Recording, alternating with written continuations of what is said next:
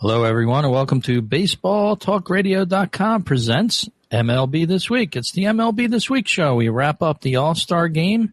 Big Papi leads the way in shirt sales, and a whole lot of other news in the world of baseball on MLB This Week.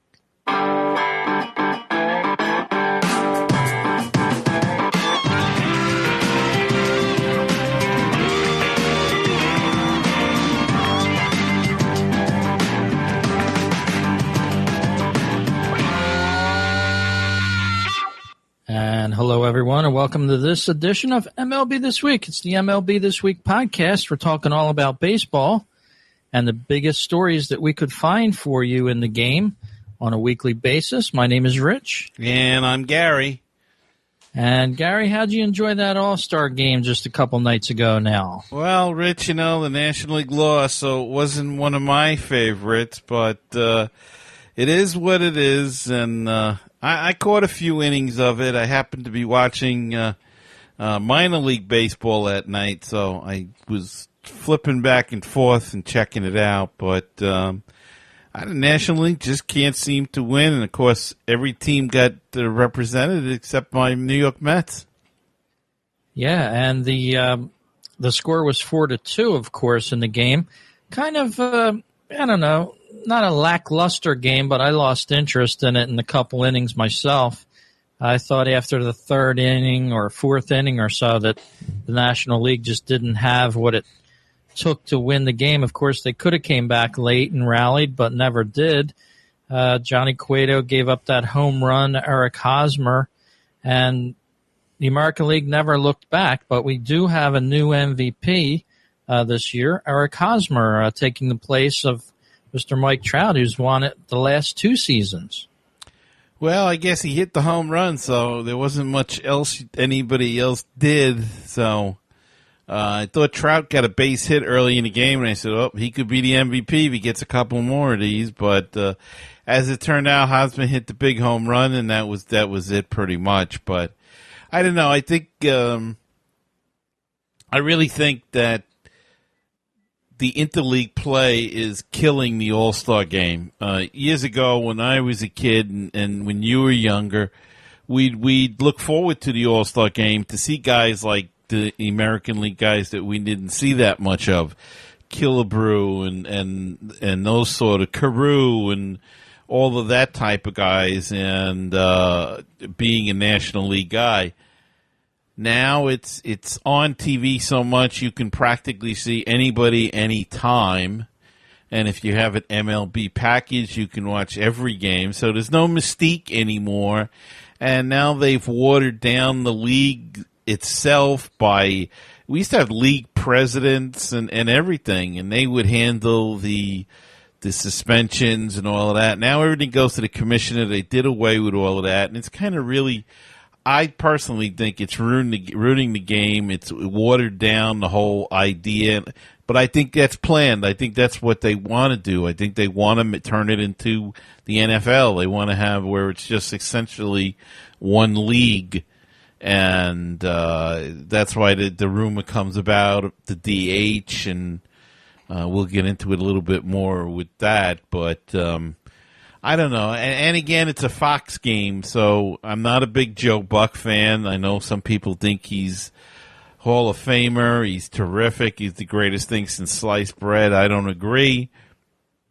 And, Rich, I don't know if you caught it, but the Big Papi Adoration Society was out in full-blown glory at that game. I don't get it personally. He'll probably go into the Hall of Fame as a DH, but if I had a vote, no DH would ever get in the Hall of Fame because I think it's a stupid position. It's a made-up position.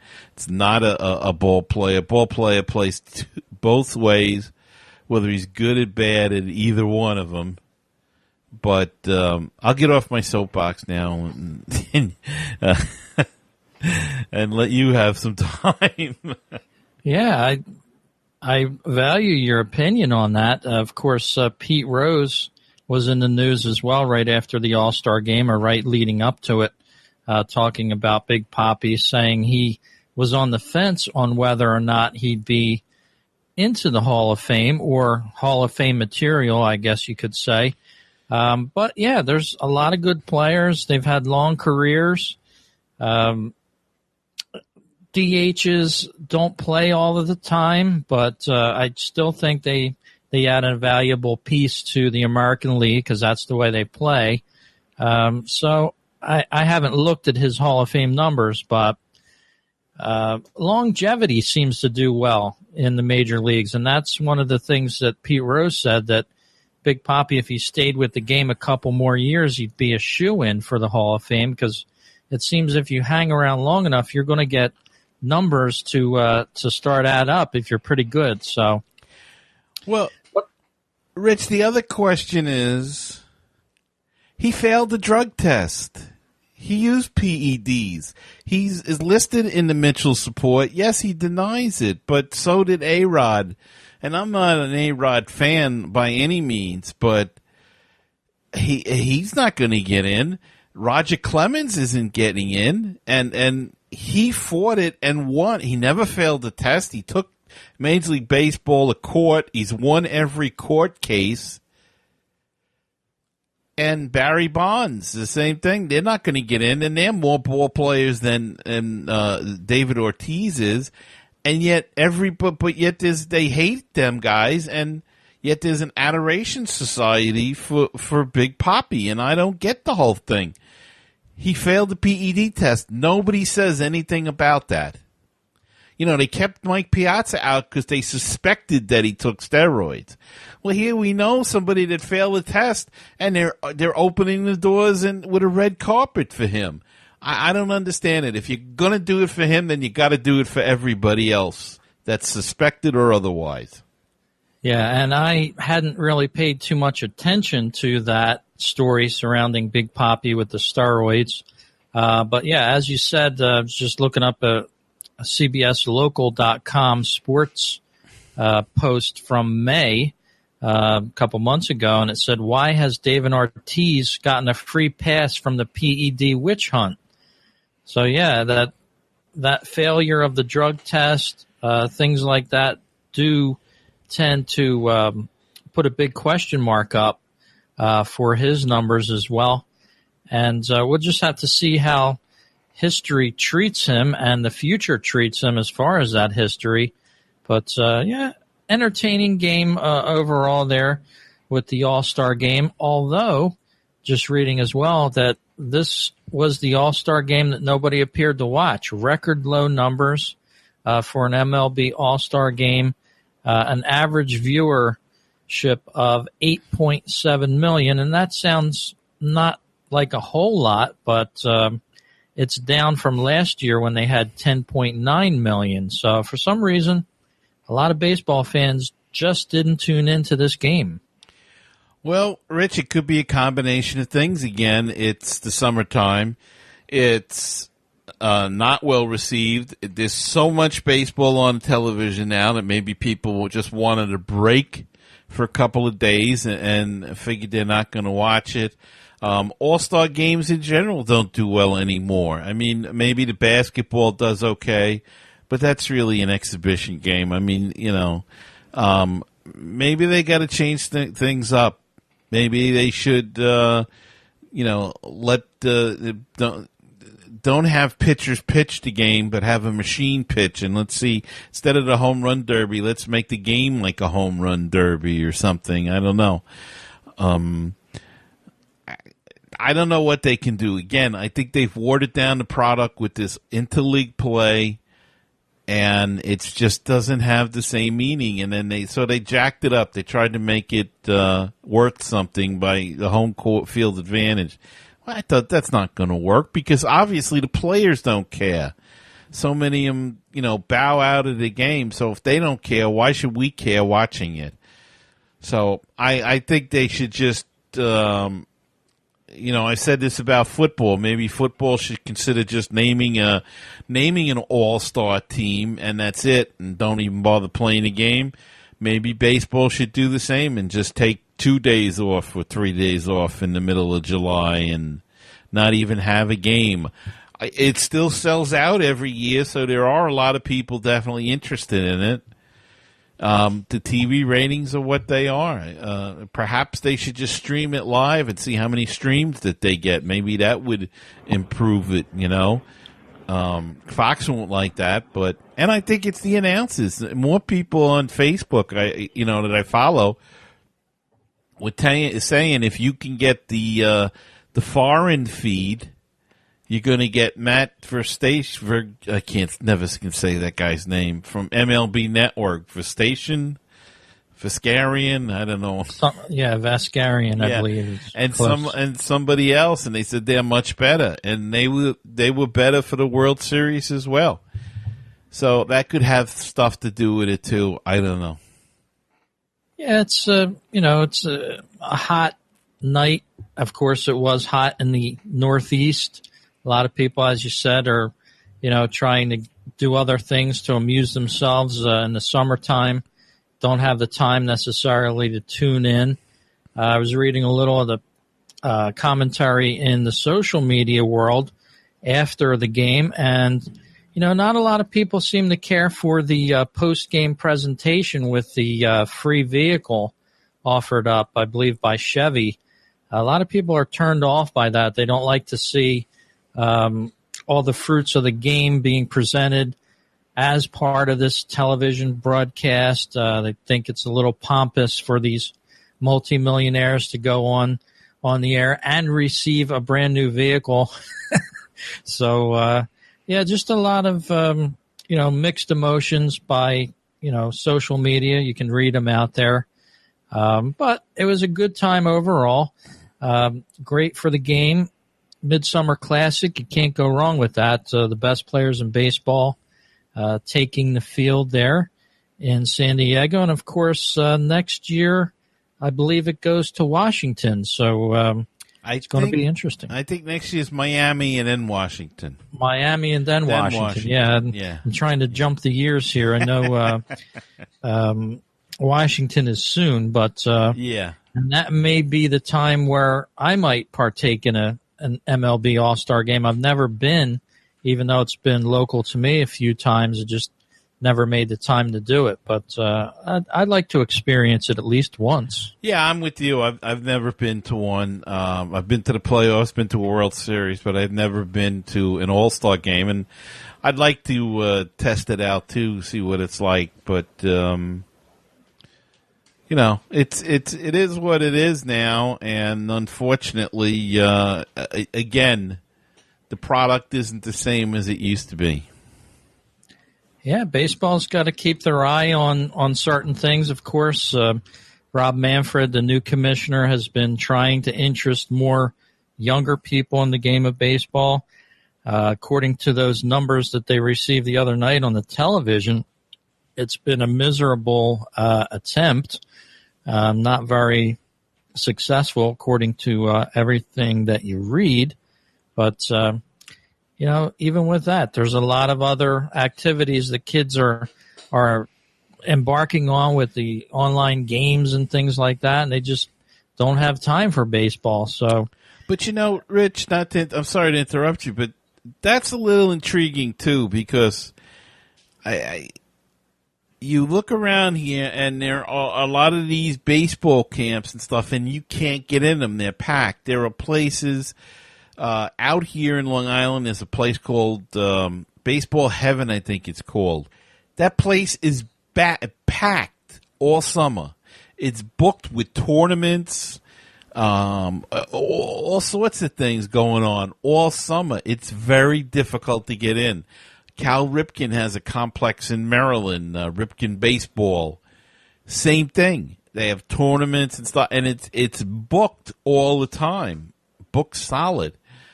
So, and there's a couple of other places that are like that. So sometimes I question when they say that kids aren't playing as much baseball. I don't personally see it. Maybe it's true.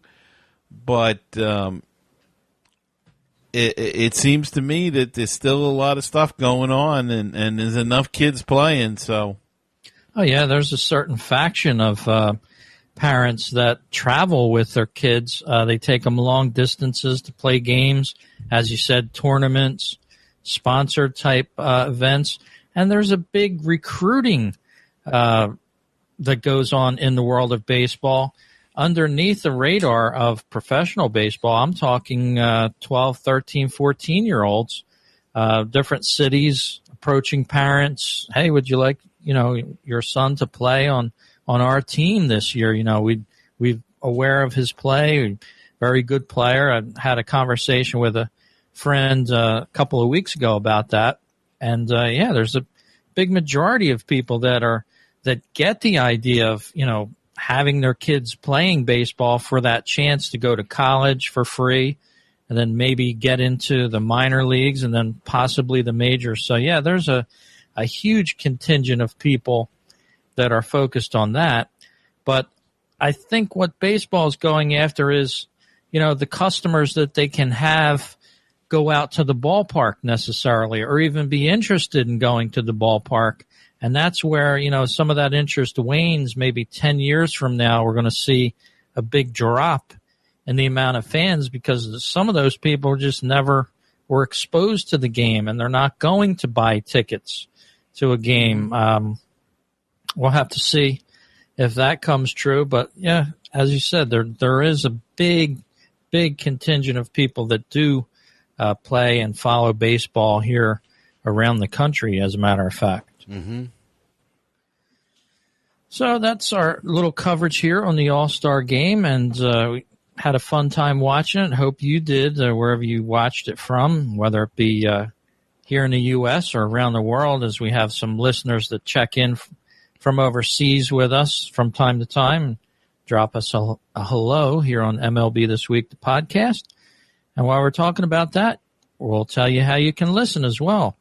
If your first time here, you can drop over to iTunes Music Store and subscribe to us on a weekly basis. When we release our shows, you'll get them right in to your player automatically. Stitcher Radio, the same thing. And you can pop on over to baseballtalkradio.com. You can also download our shows from there and listen to the 24-hour, 7-day-a-week baseball stream there. So plenty of ways to interact with us here on the show. And Gary, this is one week that we have a lot of stories to get to. And somebody that we just spoke about a little earlier in the program, we're going to speak a little more about.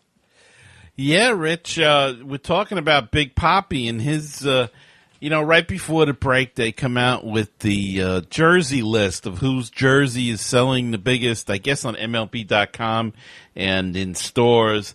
And the Major League Baseball and the MLB Players Association released these rankings, and David Ortiz has the most popular jersey to date so far in 2016.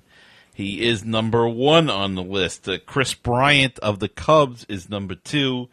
Clayton Kershaw of the Dodgers, number 3. Anthony Rizzo of the Cubs is 4. Your guy, Mike Trout of the Angels, is 5. Buster Posey comes in at 6 of the Giants. Jake Arrieta of the Cubs is 7. Yadier Molina, I don't know how he got in there. He's 8. Bryce Harper is number 9, and Noah Syndergaard is number 10. Continuing to number 20 is Salvador Perez, Eric Hosmer, both of the Royals. Jacob deGrom of the Mets is number 13. Andrew McCutchen still up in the top 20. He's number 14. Alex Gordon of the Royals is 15. Madison Bumgarner is 16. David Wright of the Mets is 17. Lorenzo Cain of the Royals, 18. Josh Donaldson is 19. And Dustin Pedroia is number 20.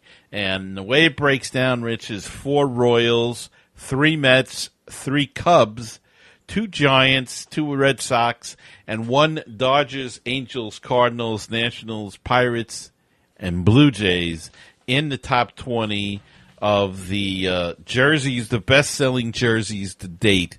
So there you go. We're starting to get these numbers through the first half of the season. Very cool. And I'm not a guy that goes out and buys a player's jersey most of the time. And I wonder how they keep track of this. Is this official jerseys? Is it T-shirts with names and numbers on it as well? I'd be interested to know that as well. I've bought a couple real authentic jerseys in my days as a fan, and they were usually real good big stars. But I'm not generally somebody that goes out and buys somebody's jersey particularly. Are you? I would be, but I'm a big guy, so it's tough to find. I did have one made, a Mets jersey made to say Mets Musings on the back with the number 1. So there's that. But yeah, I would. I like jerseys, so I probably would. But the cost is so expensive now, and that. They want, if you go to MLB.com, you have to pay like $300 for an authentic one or something like that. So I actually had one from '86. I had a Gary Carter authentic one.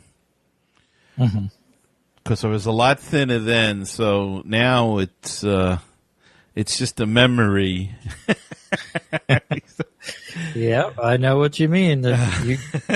Those shirts start shrinking in a few years. Yeah. It's the damnedest thing, too. I thought they were so well made, and how is this thing shrinking? I don't get it.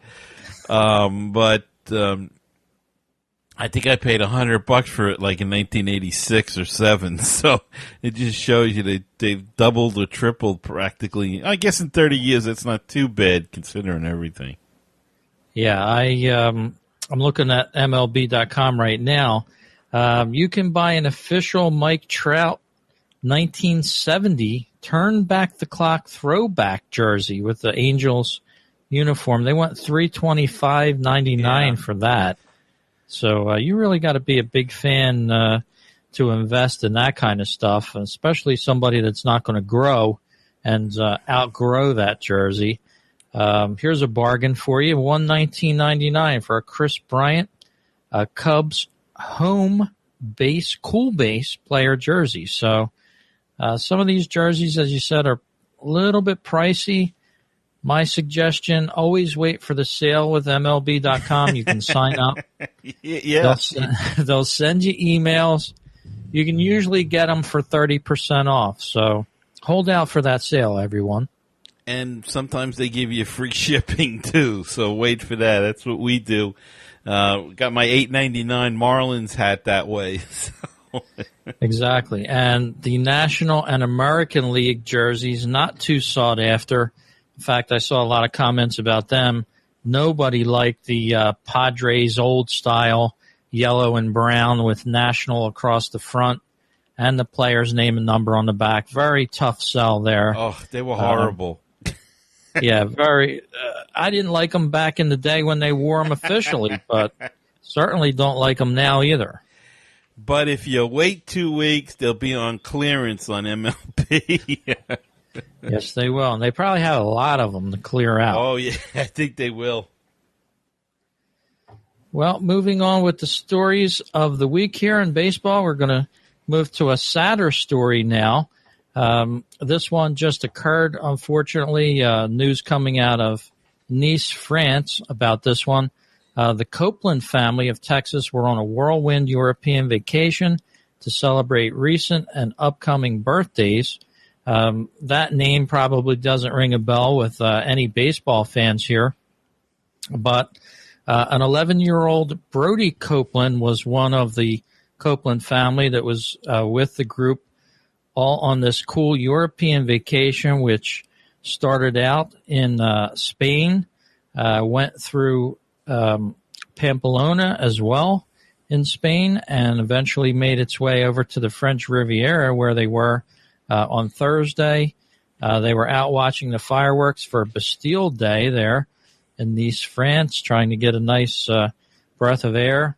And then, of course, that terrorist attack occurred when that semi-truck went driving through the celebration there down the promenade where everybody was gathered to watch fireworks. So poor 11-year-old Brody Copeland, He was well known as an upcoming baseball player, and his father were both killed in that terrorist attack. And we want to tip our caps to both of them.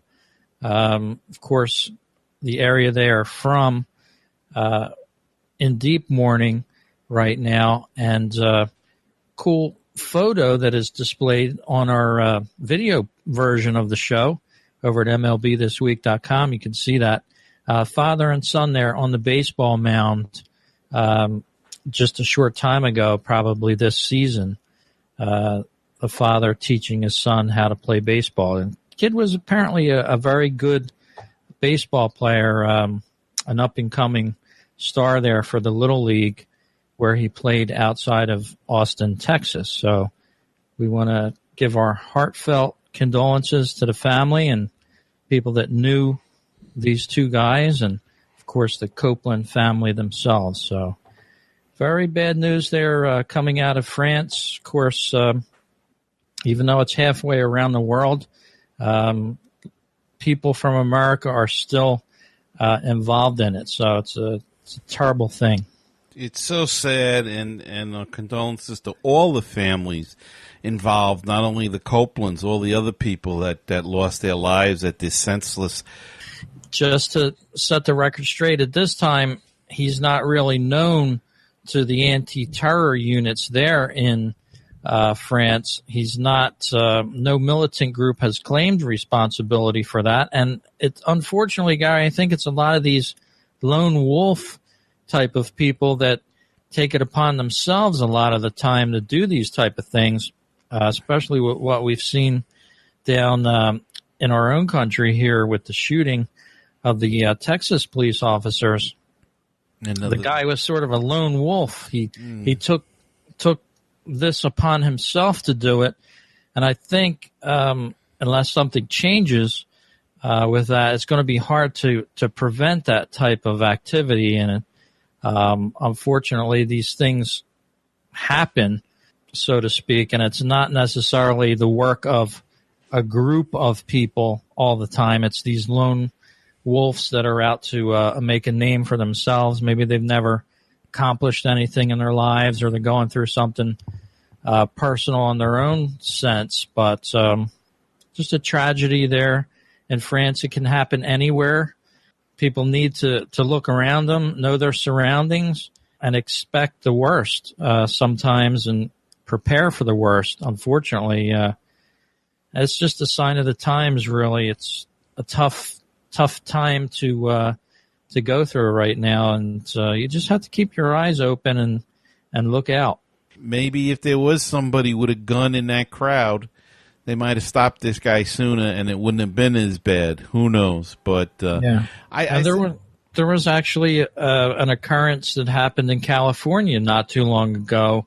I think this past year, where somebody drove their car into a parade just in the last year. This is, and the whole situation is that sometimes the barriers have to be put up to these certain areas, especially in the main areas. You never know what's going to happen. So, maybe a little planning, a little extra planning there to prevent something like this would have to be enacted at some of these public events. Mm-hmm. But, just a tragedy, and there's no real way to prevent things like this. No. I mean, look, in the Boston Marathon, they use pressure cookers to explode. And on these terrorist websites, they have, how to make bombs with pressure cookers and all of this stuff. So, again, you can't ban everything, and it's just a shame. Yes, it is. And it touches the world in a negative way. And as Gary said, we extend all of our condolences to everybody that has been injured and killed there in France, and of course in our own country as well. Just a wacky time of the world. It seems like everything's going crazy at once, but hopefully it'll get back to normal and be somewhat law-abiding again. I don't know, Rich. I think those days have passed us by. Well, that's our look at that. And Gary, you have next up on the program here an interesting story. Well, Rich, we were saying before about we had the numbers on the jersey and the first half, and there's a big column by Richard Justice on MLB.com that he wrote the other day. Time to hand out the first half awards, and I thought it would be interesting to throw out a few of his selections for the first half awards, and we could chew them around a little bit, and in some cases spit them out. This maybe we'll accept it, but this, according to Mr. Justice, he went out on a limb with some of these awards. The American League MVP award he's got going to Josh Donaldson, the Blue Jays third baseman, and the NL League is Chris Bryant, the Cubs third baseman. Any thoughts on that? I would agree with that. That's an easy one. Chris Bryant, I think, is very close to claiming the MVP for the whole year, the way he's been playing. Saw that rocket home run he hit right in the first inning, I believe, of the game there, or very close into the game, top of the first. He's been a superstar so far, challenging Mike Trout for that. So we'll have to see who actually gets it. But, I would agree with that fully. Well, I'm going to disagree with the Chris Bryant selection, and I'm going to pick a team in our division that's not one of our teams. And my MVP would have to be Daniel Murphy, without a doubt. He's out-hit Chris Bryant, except for the home runs, the RBIs, but he's in a different position in the batting order, and he has just been unbelievable this first half. So if I'm going to pick anybody for the National League MVP award in the first half, it'd have to go to Daniel Murphy. Now, as far as the American League goes, Josh Donaldson's as good as the next guy. I don't really can't even tell you who I would pick over him, but he's having a good year. Cy Young Award now. AL, Chris Sale, and the NL Cy Young is Clayton Kershaw. Thoughts on that one? I'm not too familiar with Chris Sale. I know he's been putting up some good numbers. He was a bit rough in the All-Star game, but let's see how he finishes the second half. I guess you could make a good play for him for the first half MVP if you wanted to, but I'm really not a big follower of him or Kershaw. So I would have to kind of think Arrieta should have been mentioned with Kershaw. I think Kershaw gets a lot of gimme awards, not for always the right reason. Yeah, I would agree with Chris Sale. He's 14-3. He got off to a fantastic start. He's been struggling a little bit of late, but he's as good as any. Kershaw, what about Strasburg's 12-0? How do you not give it to him? Cueto is 12-3. I know his ERA is better Kershaw, but he's also been injured a little. I don't know. I think I'd have to consider Strasburg or Cueto before Kershaw, so that would be my pick. AL Rookie of the Year, Nomar Mazara of the Rangers, and the NL Rookie of the Year, Corey Seager of the Dodgers. You can make a case for Trevor Story. Again, I haven't followed him too much as well. Yeah. And I don't really try to judge players at the halfway mark if possible, because as you said, you could bring up a handful of players that have done either better than them or close to them, and it would be tough to say, oh yeah, that one guy is your MVP. Yeah, it's just, having a little bit of fun and trying to figure out what this guy's going with. Let's do one more. The Manager of the Year. The AL manager is Buck Showalter, and the NL manager is Joe Madden. I think I got to disagree with both. I can make a case for Showalter because he's got no pitching staff there, and the Orioles are still in first place. But I think, Francona's got to be in that picture so far because nobody picked Cleveland. He's got them right there. Joe Madden, come on, everybody picked the Cubs.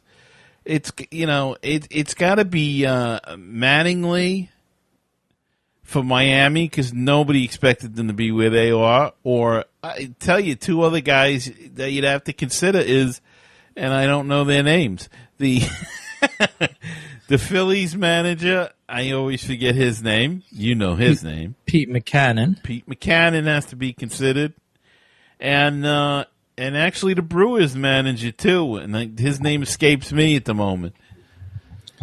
Yeah, you could make the case for a couple of those guys. I don't think the Brewers or the Phillies manager at this point would be high on my list for manager of the year.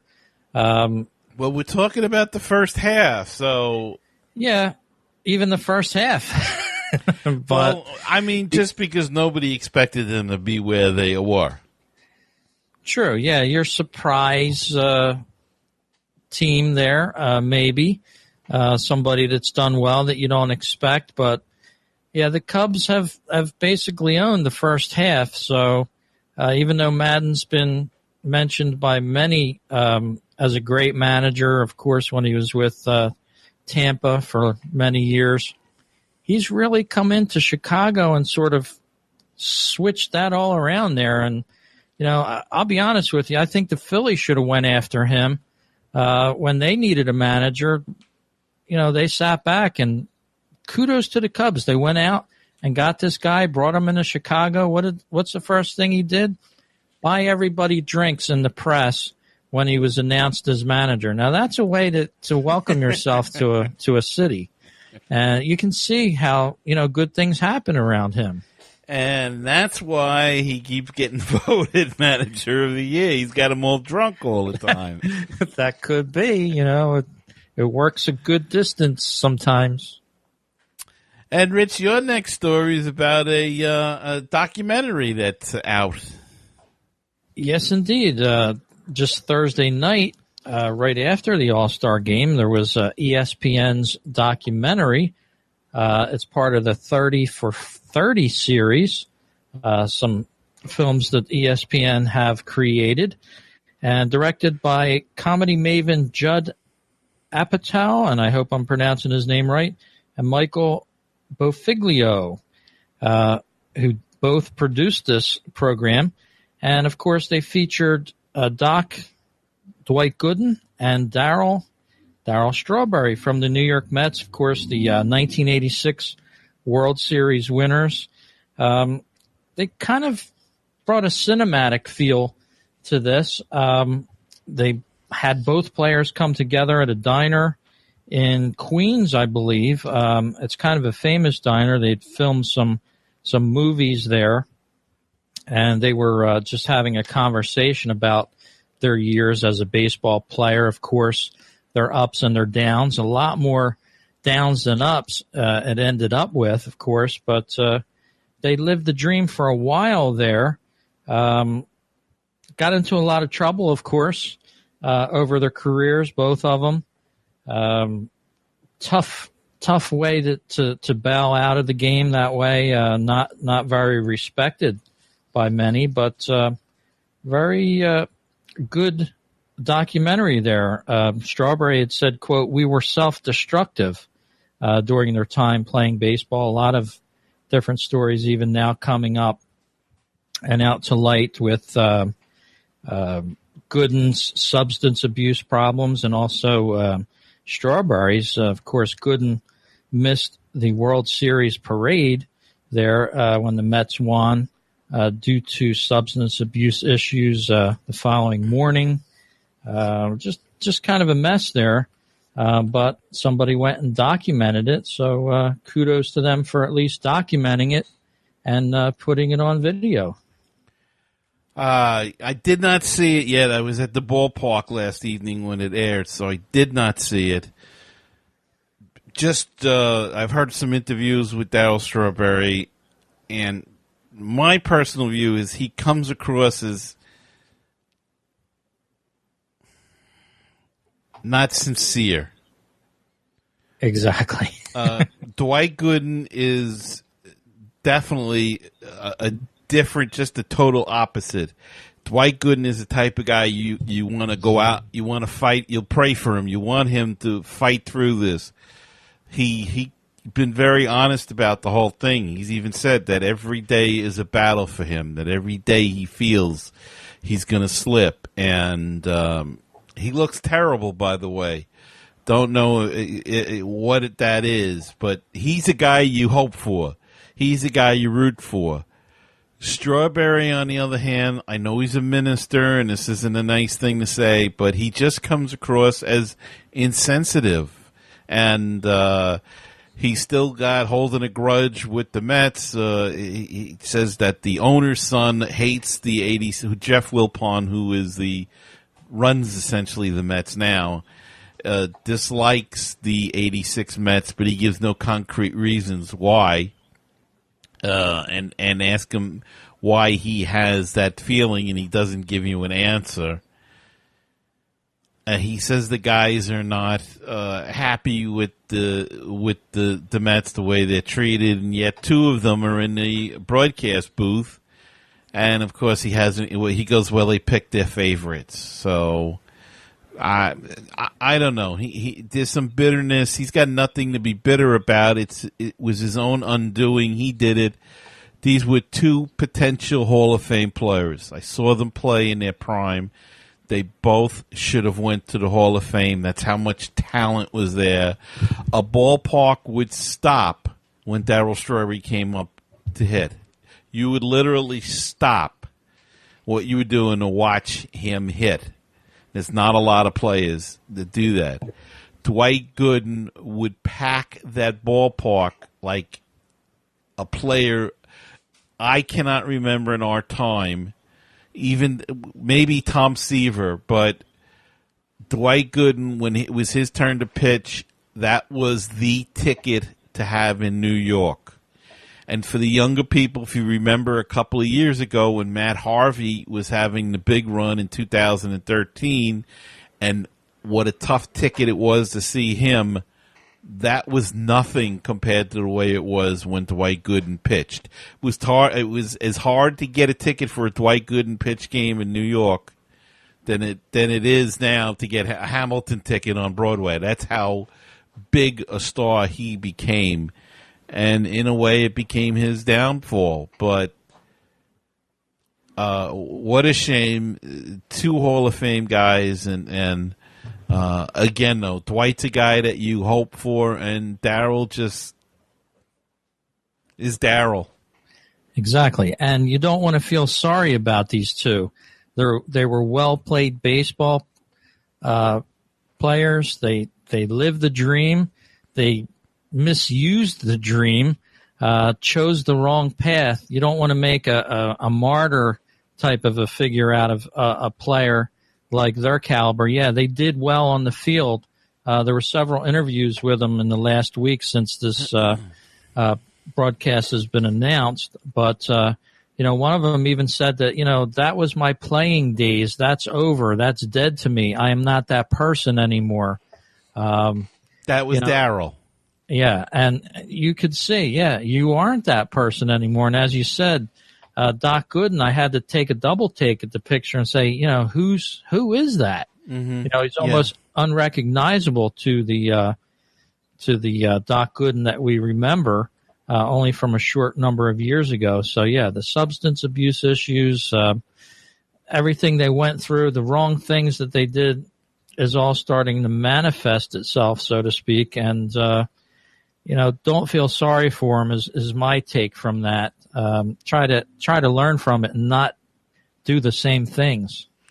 Yeah, I don't feel sorry. I do feel bad.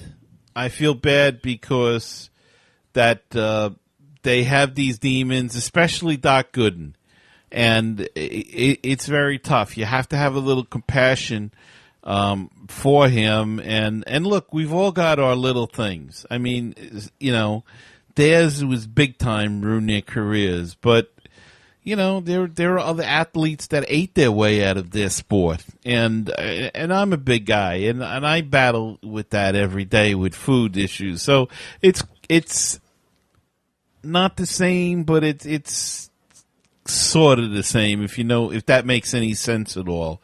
We all have these little things, and unfortunately, they were in a spotlight and had so much talent, and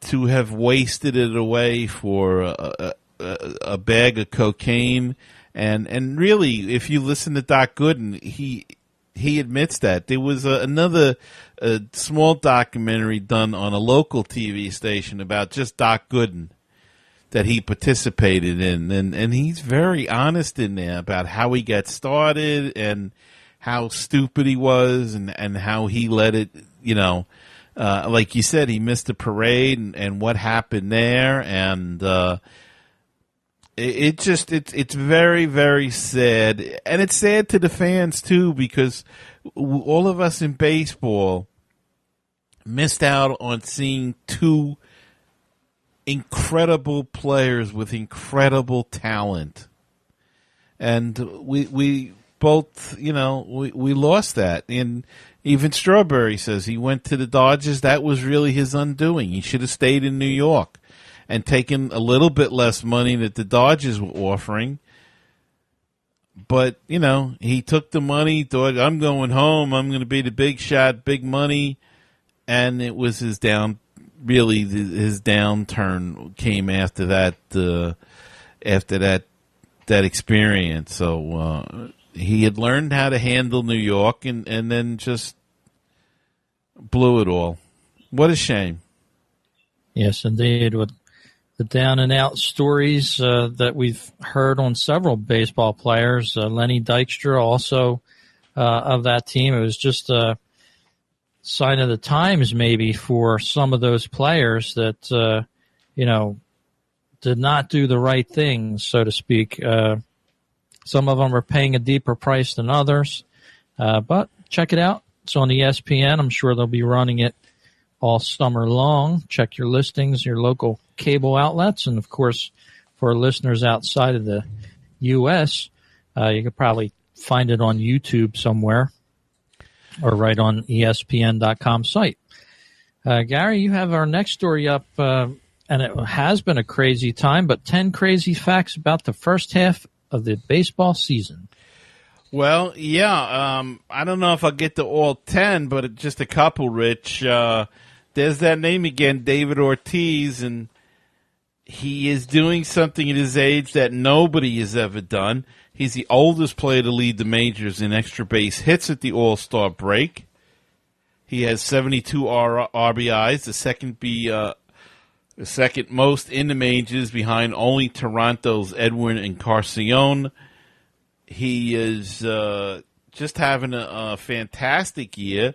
He's 34 doubles are the most hit by any Red Sox player, regardless of age, in the first half of the season. And, you got to wonder, is he still doing the stuff?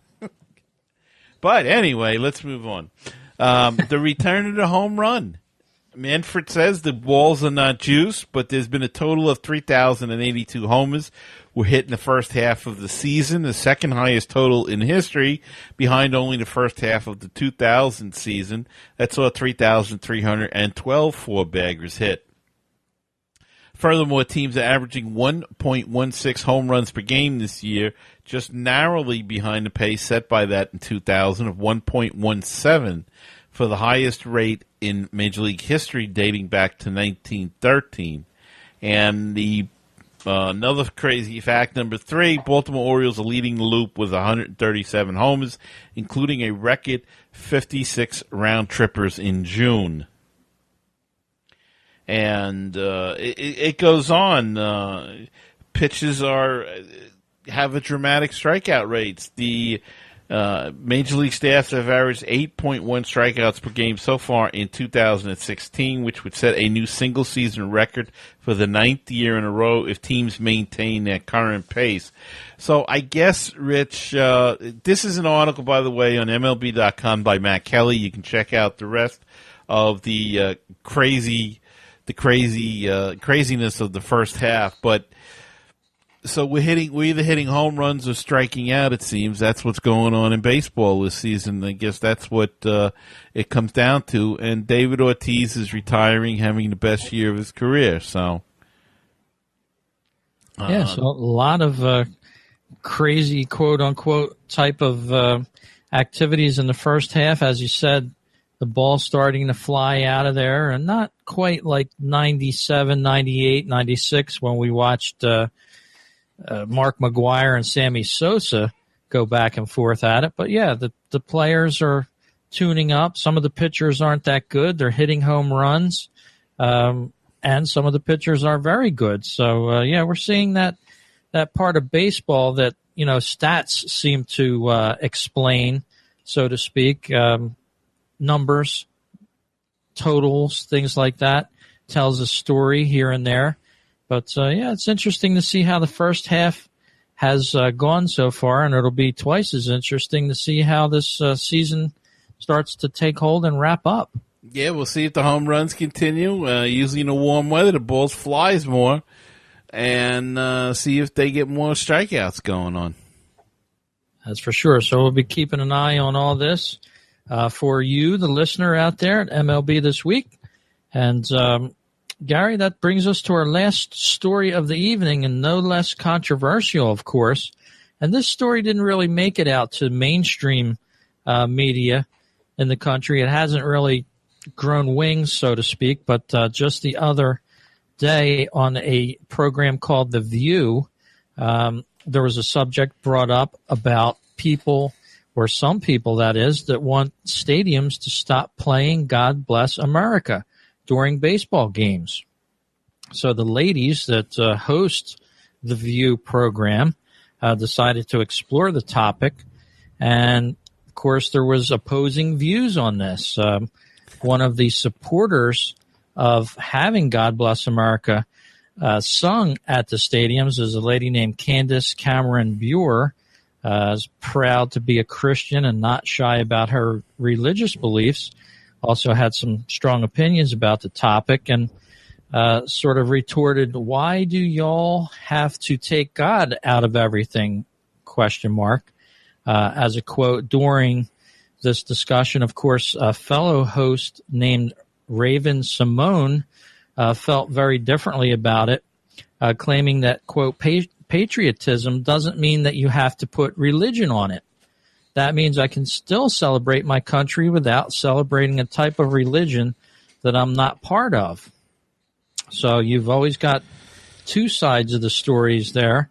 And it's interesting to hear some of that because, most of the people that follow history and things like that know that, yes, this country was founded on religious belief principles, and people were searching for that new way to express themselves and things like that. But this country was actually founded on a great belief in God. So the principles in which the United States was even brought up and became a United States was all based on the principle of being under God.